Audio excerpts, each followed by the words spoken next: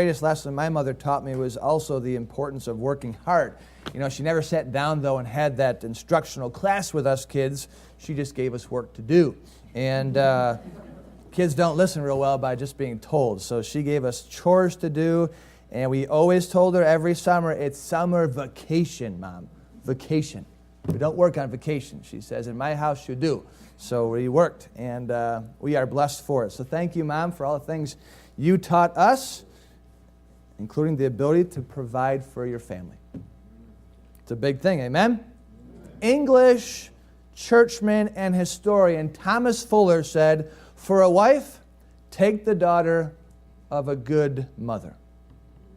For a wife, take the daughter of a good mother. This wise man knew the value of a good woman, in particular the value of a good mother.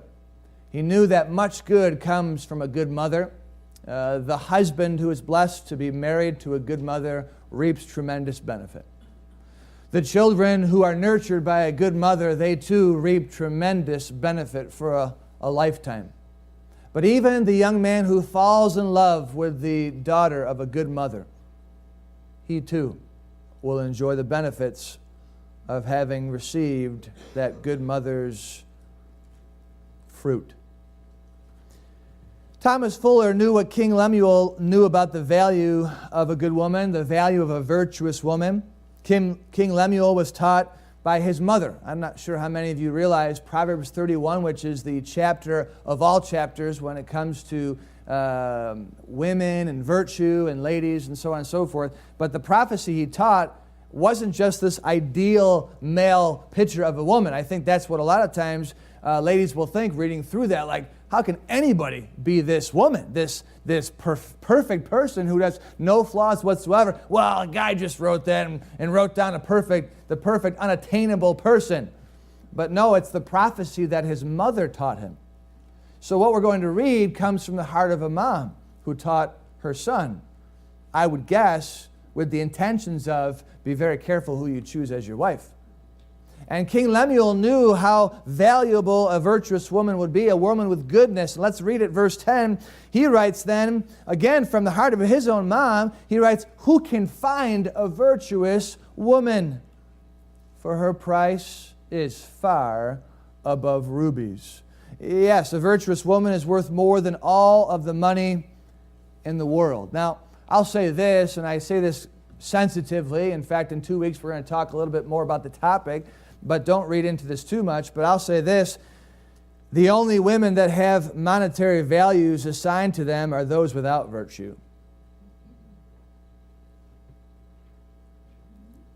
Those who do not have virtue may offer a pleasurable experience, but they offer no long-term prosperity. So a virtuous woman, her value cannot be put to dollars and cents. She is worth more than all the money in this world. A virtuous woman, she is so priceless because of what she offers, not just a husband, but what she offers her whole entire household. Let's read a few verses this morning. Verse 11, the heart of her husband doth safely trust in her, so that he shall have no need of spoil. She will do him good and not evil all the days of her life. Not just a moment of time, but all the days of her life. She will offer goodness. Because of her virtue, verse 13, she seeketh wool and flax and worketh willingly with her hands. Back then, that was a little more involved. Today, you can seek wool and flax at Walmart. Verse 14, she is like the merchant ships. She bringeth her food from afar. Again, today, it's just a matter of getting in the car and going a little bit of distance. Verse 15, she riseth also while it is yet night, and giveth meat to her household, and a portion to her maidens. A virtuous woman is both a good wife and a good mother. Here we are on Mother's Day, a day set aside, a day that I love. I love the idea that someone chose a day to set aside to honor mom, something we overlook on a daily basis, don't we? Especially the younger we are, we take for granted a good mother. Even when we get married, we take for granted a good wife who becomes a good mother to our children. And so here we have a day to honor moms, whether they be mothers, grandmothers, wives who are the mothers of our children, friends who are mothers. It's a day to appreciate and recognize the value of moms in our society. So as we look at the value of moms, let's see in this chapter that virtue precedes the highest value. So the more virtue that a mother has, the higher her value increases. Again, not by some monetary figure, but what it brings to a home, what it brings to a family. So to my fellow sons and daughters, as we go through this chapter, if our mothers or if our wives of our children possess these virtues, then let us thank God that we are blessed with such people in our lives. And if we are blessed with these women with great virtue, let us thank them for the virtue they possess. Moms, as we go through this chapter, if you possess these virtues, well then humbly thank God for blessing you with good mothers to teach you or good people to lead you to these things. If you don't possess these virtues, fret not. Today's the day to begin enhancing your place as a mother, and as you enhance your virtue, you will be enhancing and increasing your value. Verse 16, she considereth a field and buyeth it. With the fruit of her hands she planteth a vineyard. Verse 17, she girdeth her loins with strength and strengtheneth her arms. We're going to start right there this morning, because verse 17, I hope you ladies will appreciate its hidden nuggets. You know what verse 17 does? It humanizes the Wonder Woman of Proverbs 31. This unattainable figure who has no flaws, who has no fault in this chapter. We find her strengthening her arms. We find her girding her loins with strength. What does that infer? It infers that at some point she was weak. It infers that at some point she didn't have the strength to do what she wanted to do. It infers that she wasn't always Wonder Woman. She wasn't always Superwoman. Ladies, there is nothing wrong with having weaknesses. In fact, it's a trait of humanity. If you don't have a weakness, if you don't have multiple weaknesses, either one, you're not human, or number two, you're just too proud to acknowledge it. We all have faults. This woman has had faults. The difference is, from what many other people, is she was able to address it. She did what she needed to do. What did she do? Well, number one, this morning, she overcame failure. At some point, she couldn't lift something up or accomplish something. We can look at it physically, but it crosses all planes, spiritual and emotional, mental. At some point, she couldn't do something she needed to do or wanted to do. And so she had to strengthen her arms. It was a decision she made, something she had to put the effort into. Line after line, it would appear that this character in which we are reading is not reproducible. It would appear she has no limits, no flaws, or no challenges. It appears she is the ideal woman that no one could live up to. But the reality of this passage is that it sees her at her best, which is why it assigns her at the highest possible value. It doesn't see her when she was at her worst. Do you know that? In this passage, you don't see anything which indicates at some point she reached a low level, because she did. Like everybody, she is human. This passage does not show us where she came from. It only shows us where she went to. It doesn't show us how low she dipped to. It only shows us how high she reached. It did not show us her weakness. It only shows us her strength. It doesn't show us what she couldn't do. It only shows us what she learned to do. She overcame weakness. She overcame failure. This chapter tells us the story of a virtuous woman, not a perfect woman. It shows us the story of an overcoming woman, not a flawless woman. At some point, somewhere along the line, she, like every other mother, was inexperienced. She was insufficient. But unlike every other mother, she addressed her weakness and her failures by strengthening herself. A good mother knows how to overcome personal failure. A good mother knows how to identify individual personal weaknesses and make no excuses for it. A good mother knows how to forgive herself and then strengthen her arms. For each of the points we're going to uncover in Proverbs 31 today, I want to give you a biblical mother to think about. And I want to take you to Eve. Here we are on Mother's Day. Do we not deserve to honor the one woman that we all stem from? Do we not deserve to say, hey, the mother of all living, we're here because of Eve? You say, well, Eve wasn't a good person. That's exactly why I want to talk about Eve. I think a lot of ladies look at Eve and see a poor spirit. They see a jealous spirit. They see a discontented spirit. They see someone they don't want to emulate, someone that was deceived by Satan. And you say, I don't like Eve. Well, let me remind you that Eve was perfect. She was that perfect woman. She was that Wonder Woman. But she fell, didn't she? She did what no one in this room has ever done. She introduced sin into the world. She introduced death into this world. Every casket is Eve's fault. Every cemetery has Eve's name on it. She introduced sin. She introduced the thorn. She introduced all the bad that we have today. She was the world's biggest failure. I realize there were only two to choose from, but she was the world's biggest failure. Do you know a lot of people in this world quit on life over much smaller failures? Every day, including this day, there are people taking their lives over much smaller failures. Every day there are people walking out on their marriages because of a much smaller transgression. Every day mothers are walking away from their kids because of a much smaller sin. And what do we see Eve doing? After she does this colossal mistake and listening to the serpent, eating the fruit of the tree of knowledge of good and evil, God judges her, God judges Satan, God judges Adam. What do we see her doing? We see her having a boy. And she says this, she says, I've gotten a man from the Lord.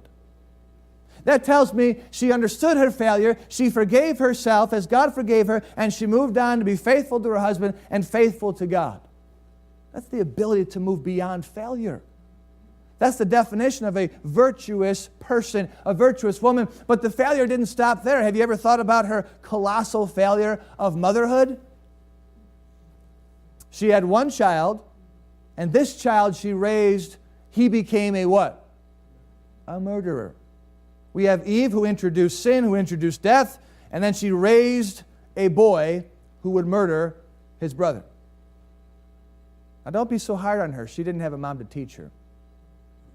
Don't be so hard on Eve. She had no idea how to mother. This was new for her. Don't be so hard on Eve. Do you know Cain? He was the only boy, only child in the entire history of the world that got all the attention of the world. Right? All eyes were on him, Adam and Eve. So he didn't know how to share that attention. He grew up to be very selfish. And when Abel and Cain had this offering before God, Abel didn't like that because all of a sudden God didn't accept his offering, and so he killed his brother. So you have a woman, ladies, can you please get into the mind of Eve? You have a woman who brought terrible things into this world. She had to live with that. Then she had a boy that she loved dearly and tried to nurture, who grew up not just to become a murderer, but to kill her other son. She had no children. One killed the other, and that child that killed that other child was cast away as a vagabond. Fugitive, out, cast out. Here she is, no children, looking at a world that she cursed essentially, which included her children. That's failure. People every day in this world drink themselves into depression over much smaller things. Yes? Oh yeah. You know the last time we see Eve in Scripture? The very last time we see Eve's name ever mentioned, it's not her running off into the wilderness, quitting on Adam, quitting on herself. We don't see her with a bottle of pills. We don't see her with a six-pack. We don't see her with a needle. We don't see her with a gun. We don't see her in counseling. We don't see her anywhere but praising God. Because when she has one more child, she names that child Seth, saying, God hath appointed me another seed instead of Abel. This woman did not give up on herself, nor did she give up on God. She overcame failure. And for me, that spells success and virtue. You know what every one of your children, moms, wants you to do? They want you to overcome the obstacles that are before you. We heard this morning, if you weren't in the adult Bible class, not just one person stand up randomly and praise their mom for not quitting, but multiple people said, my mom taught me to never give up. My mom taught me to move on. to get beyond obstacles. That's admirable. That virtue is so precious. A good mother knows how to leave past failure in the past and overcome the guilt and shame of yesterday. Verse 18 of Proverbs 31, this virtuous woman perceiveth that her merchandise is good. Her candle goeth not out by night. She layeth her hands to the spindle, and her hands hold the distaff. We don't have all those things today, but you get the point. Verse 20, she reacheth out her hand to the poor. Yea, she reacheth forth her hands to the needy. Verse 21, she is not afraid of the snow for her household, for all her household are clothed with scarlet. That's why I've said for a long time, all the good girls are from up north here. Right? I mean, they say all the pretty girls are out west and down south, whatever. I just say all the virtuous girls are up where there's snow. Right there, Proverbs 31. She is not afraid of the snow. And that leads us to point number 2. A good mother, a virtuous mother whose value is priceless. She overthrows fear. She is not a fearful mother. In this world, fear is a dictator. It tells us what to do and what not to do. It tells us where to go and where not to go. It tells us how to think and how not to think. It tells us who to be with and who not to be with. And when allowed in the heart of a mother, fear will tell her that everything is a threat to her household. Fear will tell the mother that weather will hurt her household. Fear will tell her that food will hurt her household. Fear will tell her that medicine will hurt her household. Fear will tell her that sports will hurt her household. Fear will tell her that animals will hurt her household. Germs will hurt her household. Gifts will hurt her household. Discipline will hurt her household. Schools will hurt her household. Even fathers. Fear will say, oh, fathers will hurt my household. Fear has a way of really crippling people, and mothers can be also victims to it. But here we have the virtuous mother of Proverbs 31 fearing no such thing. Now don't interpret that as though she was a fearless person, as though she was reckless, as though she cared about nothing in the world. No, we read about her doing what? Clothing her household with scarlet. She was not afraid of the snow because she had addressed the threat. She had addressed the risk.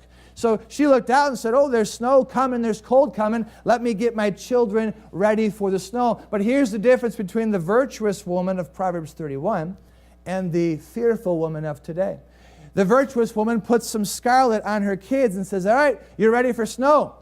But in today's world, where fear has gripped us, panic has seized us, everything is a threat to us, the fearful mom today says, let's put on 4 layers of scarlet, 2 hats, 4 socks, 16 mittens, and before you leave, you forgot to eat 14 vitamins. The bus is coming. You'll wait till the last minute and run out there. They'll wait for you. That's just the fearful mother is very different than the prudent mother of virtuous 31. A good mother is no slave to fear. She accepts the reality of life's risks and reasonably prepares for it, rather than fearing the endless possibilities of harm that no person can possibly prepare for. Prudent mothers are motivated by the fear of real threats, where fearful mothers are maddened by the fear of fabricated threats. I introduced to you the mother of Moses as our example. Her name is Jochebed. Jochebed had a baby boy in a day and an age when you're not supposed to have baby boys if you're a Jew. She was a Jew. And so as a Hebrew mother, she was supposed to take baby Moses and cast him into the river. That was what the government mandated at the time. The book of Hebrews tells us that she feared not the wrath of the king. And so this woman did not throw her boy into the river. However, she did have a healthy amount of fear that motivated her. It wasn't that she was reckless and careless and I'm going to have this boy whether you think I can or not, Pharaoh. That's not what she did. She was motivated by the real risk to her son's life, and so she hid Moses for 3 months. But what she doesn't do is important to point out. The next thing she does after 3 months, knowing she could no longer hide the boy, is she prepares an ark and she puts the baby in the ark and then puts the ark in the river. She did what she could and did not fear what she couldn't address. I mean, moms, could you imagine putting your 3-month-old in a little basket in the river. I'm guessing crocodiles. I'm guessing snakes. Forget those animals. How does that baby survive? She did what she could. She did not fear what she couldn't address. So don't be reckless as a mom. No one wants to be reckless. Don't send your kids out in the snow with underwear on and say, God will take care of you. You know, dress them up good. But don't be plagued by fear. Because a virtuous woman, someone who has goodness to them, knows the danger fear poses her home. A home governed by fear is a home crippled by fear. And no mom wants to cripple her home. Let's look at verse number 22. Husbands, if your wives have these virtues, be sure to thank them today. Verse 22, she maketh herself coverings of tapestry. Her clothing is silk and purple. Her husband is known in the gates, so he's maybe a politician, but he's well known in the city. When he sitteth among the elders of the land, she maketh fine linen and selleth it, and delivereth girdles unto the merchant.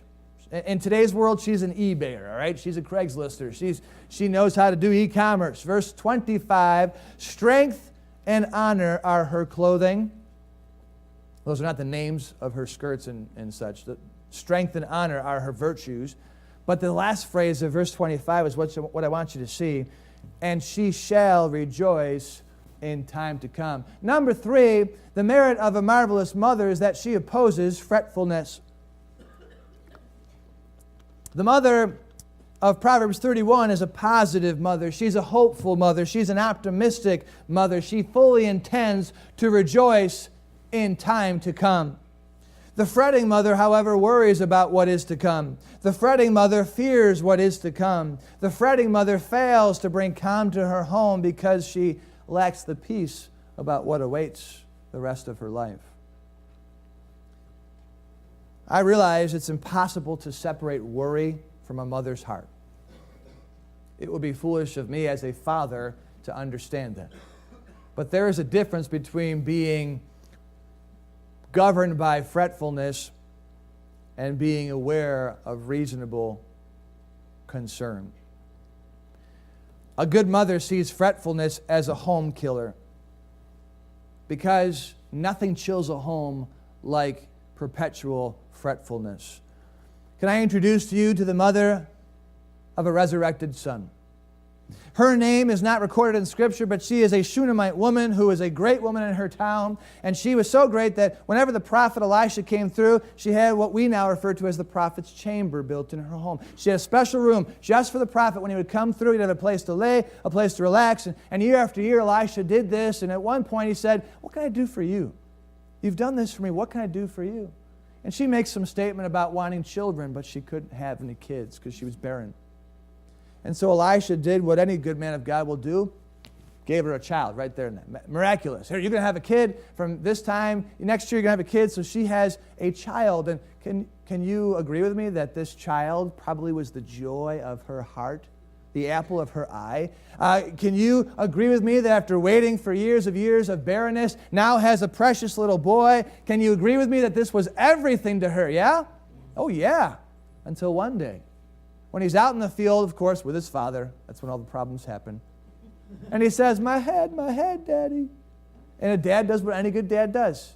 Hey, Jimmy, take him to his mother. And so off he goes to Mommy. And he goes to his mother, and a mother does what a mother does. Puts the boy on her lap and just rubs his head until, unfortunately, this was no migraine. He died. But what I want you to see next is what she did. And oh, moms, if this isn't you, make this you because your family will be so grateful. She set the child down on the bed, quietly walked out of the room, and instead of yelling at her husband, she says, "Get me a donkey now." Instead of screaming and throwing things around, her child just died. She says, "Get me a ride, we're going to see the prophet." And they ride fast, but you never see this woman out of sorts. And when she gets to the place where the prophet is, the associate pastor comes running and says, "What is it? What is it? Is everything okay?" All is well. Not, and just running around and screaming and frantic and throwing things. No, it's all is well. And she gets to the man of God and she falls at his feet. Now, Now, before you think this woman has no emotion and she's callous, oh, she had emotion. Because when she saw the pastor, she fell at his feet and sobbed and wept. But she wasn't frantic. She refused to let fretfulness into her life at a time when you would think it would be impossible to rule your spirit. And of course, the end of that story is the man of God goes and revives this child. The point here is this woman was such a great woman because she ruled her spirit in the hardest, the most difficult of circumstances. Now, I want you to think, growing up, well, here, I'll use myself as an example as a father. I remember times when my kids were younger and they would spill things. I didn't always respond the best. Did you?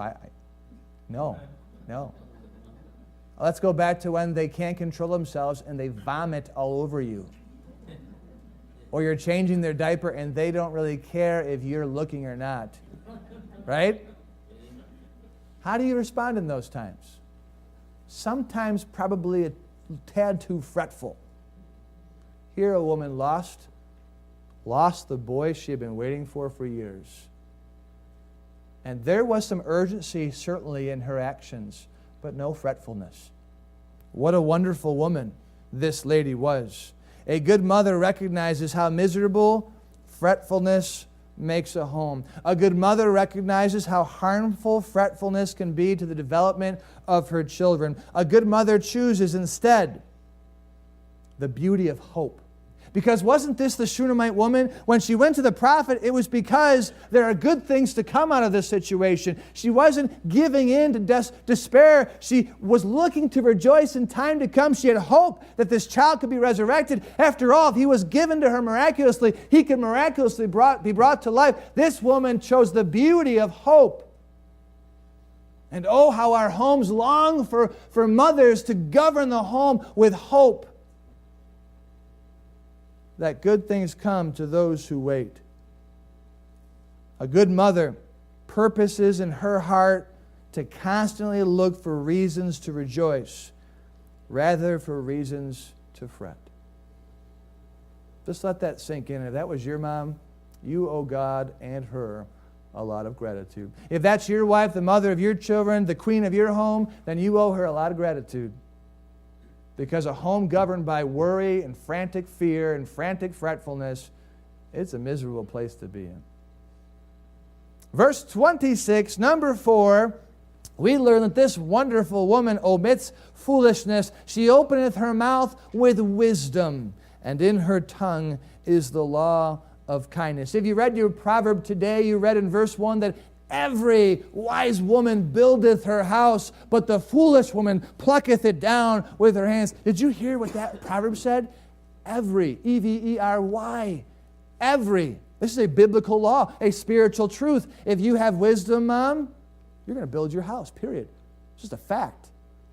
But if you don't, your house will be broken down, and it'll be broken down by you. Why is wisdom so important? Because wisdom is the principal thing. Of all things, of all virtues, you must have wisdom. Wisdom is that which is so beneficial to building a home, to raising your children. You cannot be a virtuous mother without the presence of wisdom. A good mother knows how important it is. She knows that her home needs more than good cooking. It needs good advice. A good mother knows that her children need to be taught more than just how to brush their teeth. A good mother knows that her children will need help with more important things than 2 + 2. As important as it is, wisdom is primary over education. A good mother knows that she needs the wisdom that only comes from above if she is to be successful. Now, there are a lot of mothers to choose from in this story, but I've chosen Elizabeth with an S. Elizabeth. You know who Elizabeth is? Elizabeth is the mother of John the Baptist. And the story of Elizabeth is such that here is her husband Zacharias. He's in the temple doing his service, his ministry. While he's there, an angel shows up. And he was spooked out, totally spooked out. He had been living a long time, never seen an angel there. And the angel says, don't worry, you're going to have a child, and his name will be John.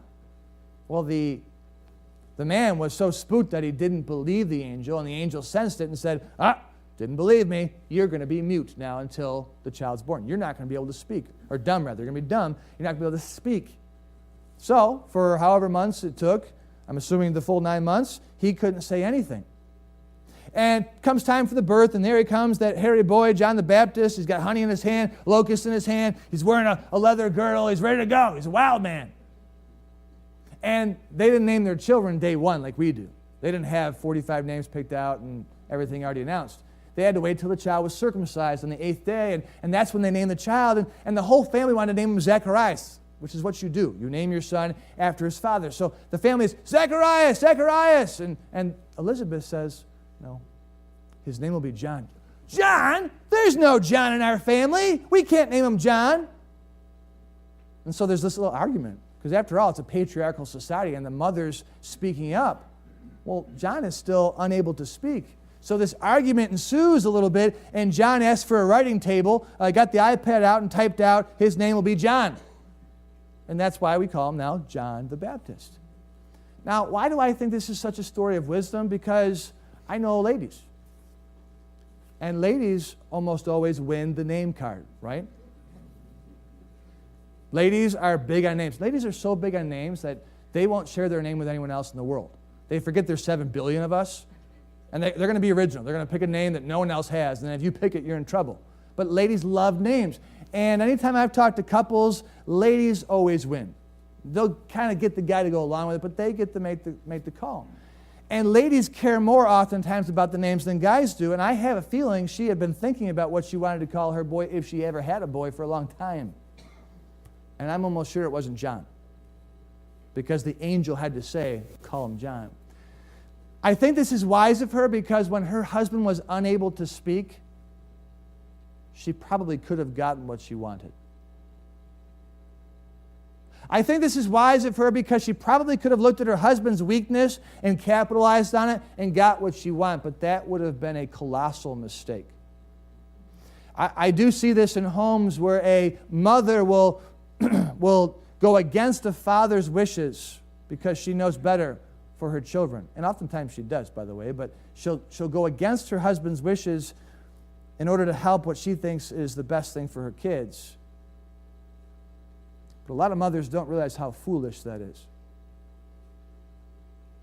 Because every mother who undermines a father is undermining a marriage. And every marriage that is unhealthy will result in an unhealthy parental system. I tell couples in counseling, your ability to parent is only as good as your ability to be married together. Oh, I don't believe that. I know somebody who's a real good mother, but there are exceptions, especially when it comes to single mothers and single fathers. But hear me out. Someone may be good as a parent, but if they're bad as an adult, working with another person, they are passing that on to those kids. Any child who sees his or her mother undermining another adult to get their way, they are learning unhealthy and foolish practices. So Elizabeth chose to be loyal and submissive to her husband to make sure that they were on the same page, that she didn't get necessarily what she wanted, but that they got what they needed from the angel. And so his name was John. You see, wisdom is not about the academics of a child, it's about the handling of a child. It's not about the education in a home, it's about the decisions that are made in a home. And so, wisdom is necessary. Last but not least, verse number 27, she looketh well to the ways of her household, and eateth not the bread of idleness. Her children then arise up and call her blessed, her husband also, and he praiseth her. Many daughters have done virtuously, but thou, dear lady, excellest them all. Number 5, this woman has such a tremendous value because she overlooks her foes. Let me make such a statement before we talk about this. I have observed that women typically are more social than men. Perhaps you've noticed that. And there's everything right about that. I've said a long time that if we were just a society of men, we would be apes. hairy apes that could not communicate. But as a result of being more social, mothers are typically more concerned about others than fathers are. That's why a mother will say, well, I'm worried about what so-and-so, and the father will say, who cares what anyone thinks? Guys really don't care that much because we're not as social as women are. And because women in general are less secure than men, and that's again a very general statement, mothers in general are more sensitive to what others think of them than our fathers.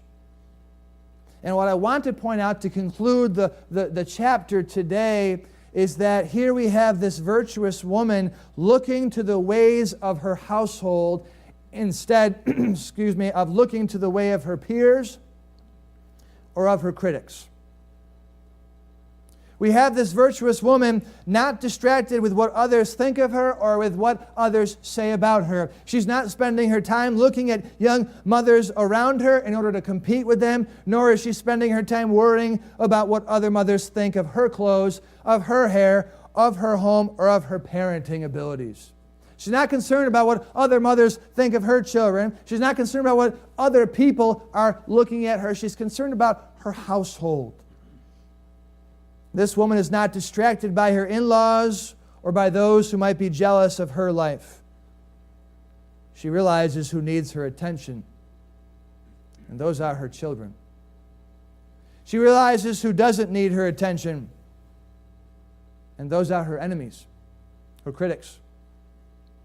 A good mother knows what her primary goal as a mother is. Her primary goal is not to have the best blog, not to get the most likes, the most hits. Primary goal of a good mother is to raise her children. A good mother knows that the drama associated with adults is not going to help her raise her kids. A good mother knows that descending into what I call mama drama is only going to distract her from the great calling of shaping young lives. You say, mama drama? Oh, yeah. Did you see what they wore? Did you see what they dressed their kids? I mean, this goes on, believe it or not. We are more concerned about what people think of us than what our kids think of us. It's a mistake, but we all do it. Mothers are especially prone to it. I introduce to you no greater example than, you should know this story so well, Hannah. The lady who is put into, and I guess she had a choice, maybe she didn't, but she was put into a polygamous relationship. So her husband Elkanah has another wife whose name is Peninnah. And then there's Hannah. And the story is Peninnah had sons and daughters. We don't know how many, but she had children. Hannah had no children.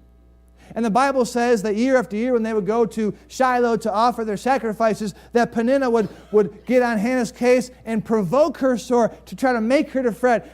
You don't have any kids. Elkanah's not going to like you as much as he likes me. I'm more valuable to Elkanah than you are. And on and on and on. And this woman was certainly distraught over what this sister wife, who I would call an enemy wife, would do to her. Now, knowing how the Bible characterizes Hannah and Peninnah, for me it makes total sense that even after Hannah had Samuel, that Peninnah continued this assault. Just because, again, forgive me, but I know human nature, and I don't know why anyone would be involved in a polygamous relationship, because there's going to be serious jealousy there. And human nature is, how can I destroy the other person to get what I want? That's just how we are. Look at politics. And so after Hannah begins to have sons and daughters, you've got Peninnah, who undoubtedly is saying, yeah, look at your kid. Look what your kid's wearing. My kids are older. I did a better job. Hannah had to feel the constant critical eye, not outside the home, but even in her home, of Peninnah always looking at her. And you know what Hannah had to do? And I don't doubt she did it, given her beautiful nature in the Scriptures. She had to ignore, she had to overlook the criticism of Peninnah. She had to forget about what Peninnah was doing. I make this statement in preparing for this message, that Peninnah was trying, and get this, I'm almost done, ladies, get this. Peninnah was trying to make Hannah feel worthless to her husband in order to become more attractive to her husband. And in so doing, she was trying to crush Hannah's spirit so she would be no fun to be around. I don't know if you heard that, But I believe Satan is continually trying to do this to women, to crush their spirit and to make them no fun to be around. I can say this, and I must say this, but ladies, your husbands want to have fun with you. They want to enjoy your company. Men are designed for companionship. But guys don't like to hang around with Debbie Downers or sorrowful Susies. So Satan, like Peninnah, is constantly trying to crush the spirit of a lady so as to make them unattractive, not in looks, but in personality. And it was important for Hannah, as it will be for any mother, to overlook the enemies that tried to harm them, to try to crush their spirit, to try to put them down. You have to ignore those that try to make you feel less than who you are. A good mother, she cares little about what other mothers think of her. She instead cares a lot about what her children think of her. And so that's why a virtuous woman is looking to the ways of her household, hers, not to the ways of all the other households. You don't have to be those other households, moms. You just look to the ways of your household. So, moms, these few virtues we've seen in this chapter, the more of them you possess, the more valuable you come to your children, to your husband, to your grandchildren, to everyone around you. And the more value you earn, the more praise you deserve. And so on this day, to my mother and to my wife and to those that I know here who possess these virtues, I thank you. I thank you because sons in particular and young people learn probably more from mothers than they do from fathers. So we thank you for your role in our lives. And may all of you mothers, no matter your age, because once you're a grandmother, you're still a mother. You're just grand. You just got to work on these virtues. And if you become a great grandmother, you're just top notch. So the virtue you possess trickles down through the family tree. Proverbs 31, it is attainable. This was just the height of this woman's virtue. Keep working to that height. Perhaps you too will find yourself in this chapter. Let's stand and have a word of prayer.